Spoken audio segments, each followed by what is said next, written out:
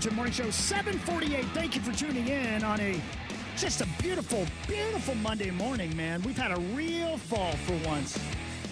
Tatum Everett, Ben Lieber, Carly Zucker, and then you got Meets Paul Lambert. Max is here. Zacho's over there somewhere. My name is Chris Hockey, and on the phone, he's a stand-up guy. He always calls in no matter what. Can you punch him up over there? You got access to that there, Saucy? I can punch him up. Hang on here 1 second. Here we go. I think I can punch him up. I can do it. Hi, CJ. Hi, CJ. Thank you for calling in, man. I know we got in a little bit late last night, so we appreciate greatly you getting up and being the man you always are and calling in. But another tough loss, another overtime game for the Minnesota Vikings last night. Overall this morning as you wake up, what were your first thoughts? First off, good morning. But it was a tough one. For us to go into Baltimore, we knew that was a game that we're very capable of winning, and we knew that we had to go and get it done. But we ended up falling short. But I'm proud of the guys and how we fought, and it's just overall just a tough one. CJ meets us. Hopefully you are well this morning. Delvin Cook ran for 110 yards. He had a 66-yard run. When he broke that run, did you think it was going to be a huge day for your man Delvin? Whenever Dalvin gets the ball, he's a threat to do stuff like that. He's been showing that all year, and he broke off a big run, and we definitely, I definitely thought it was going to be one of those days where he, goes out there and does some really, really special things, and he was still able to do that, but we weren't able to get the job done completely. Hey, CJ, one quick follow-up to that specific play. It looked like to me that you guys had a really good understanding that in that down and distance, they were going to bring some sort of inside run blitz. And then you guys chose, and it seemed like a little unconventional, to toss it to the right to get to the perimeter when you just had a few yards to go. Like, do you know the thought process at all as you guys were watching film through the course of the week of like, all right, if we get in this down distance, we know that we've got an answer to their blitz? We knew that they're a pressure team. They like to bring pressure. Specifically in that down and distance, they like to bring pressure. It was a great play call and great execution by the O-line and receiver blocking on the edge, and we were able to have an explosive play. CJ, there has to be a point in the season where every game is a 1-point possession. Every game either goes into overtime or it's the defense lets something happen. Either way, is there a point where this is going to get old? The way that you keep losing these games, excuse me. As players and coaches, we're definitely tired of losing games, losing close games. We've had 3 overtime games in the season. So it's tough. It's tough to go out there and play your heart out and lose close games. But we have to stick together, and we have to find a way to be on the other side of these tough games. Hey, CJ, this is Tatum Everett. I work with the Vikings. Actually pass you in the hallway a couple of times a day. But no, I think sometimes for a lot of fans, what I'm seeing out there is that the first 2 drives work really well for you guys. Even in pressure situations late in the game, you're able to drive down the field and convert. What is going on kind of in the middle of things that's been a struggle for you guys? That's a good question. That's something that we've been we've been answering this question throughout the weeks. It always seems like we start strong, we go through a lull, then we finish strong.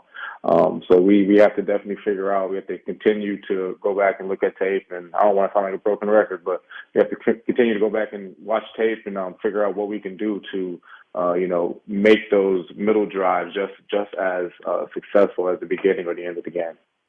CJ, I know that's always a hard question to answer every time we've unfortunately had to ask it because there are 11 guys on the field, and keep in mind there's 11 defenders on the field too. So even feel like you got the perfect play, maybe one of their guys just makes a great play and kind of stuffs it. But the play that I wanted to bring up that involved you specifically, 3rd and 3, you guys are on your minus 32.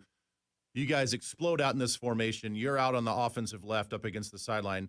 Nobody in the world, if you had to put money on that play, that there was going to be a deep fade pass to the fullback, was ever going to choose that you were going to be the guy that's going to be the recipient of that pass. Did you know? I mean, was that play call? Did everybody in the huddle know that ball was going to go to you, or was it just the way that everything worked out with the matchup? It's just the way everything worked out with the matchup. When you have Justin Jefferson right in the slot right next to you, he draws a lot of attention. So, I happened to run up the sideline, and they were focused on him, and Kirk saw me, and he gave me a chance. He trusted in me to go and make that play, and fortunately, I was able to go do it.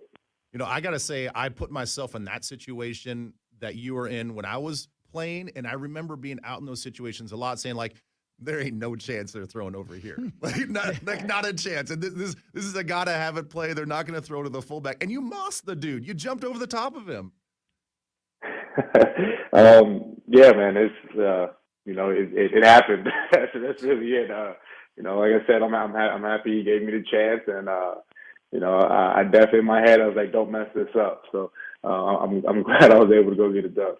Something that I had forgotten about, obviously you knew about it before the game started, but then the game gets going, you forget. I forgot. Mason Cole was playing center for us. We didn't have our regular center in there. He must have played great because I didn't hear anybody complain about it. He's a pro. He's been in the league for quite a while now, and we knew, the unfortunate, what would have happened early on in the week, and but we knew Mason would be able to come in there and do a great job, and he did. Controlling the offensive line, making the calls. He really stepped up and played a great game. You play a first-place team this weekend in the Los Angeles Chargers. You have to fly out to L.A. Your quick thoughts on that? It's we gotta go there, another tough environment, and find a way to win. Road games are, all games are hard to come by in the NFL, but especially road games. And we know that we have the talent to do it. We've played every single good team tough, but playing them tough doesn't get the job done. We need to go in and finish it. And we're looking forward to the challenge. As always, CJ, you're a stand-up guy, man. We appreciate it very much. We'll talk to you again soon. Thank you, dude. Thanks, CJ. Appreciate you, man. CJ. There he goes, CJ Ham, doing the hard thing, trying to answer the same questions we've been asking all the time. And obviously, he's got to say the right things. But gosh, they got to be frustrated. Well, Talking to Adam Thielen after the game last night in the locker room. He's like, listen, I know we say the same things every week, but what else can you say? We just got to right the ship. We got to find a way to keep going. We're pros, and you got to play the game. Doesn't get any easier either. This weekend's going to be tough. Justin Herbert may have gotten his groove back yesterday. Is that right? Yeah. Did he get his groove back? He had a perfect passer rating. Did he really? Yeah. Did he only throw it twice? I think so, yeah. Okay, good. Well, that makes me feel better. Than He had 2 attempts. We got to go to break. We'll be right back. Power Chat Morning Show on the road again. The Vikings this coming weekend on The Fan. We'll be right back. KFAN Total Trap.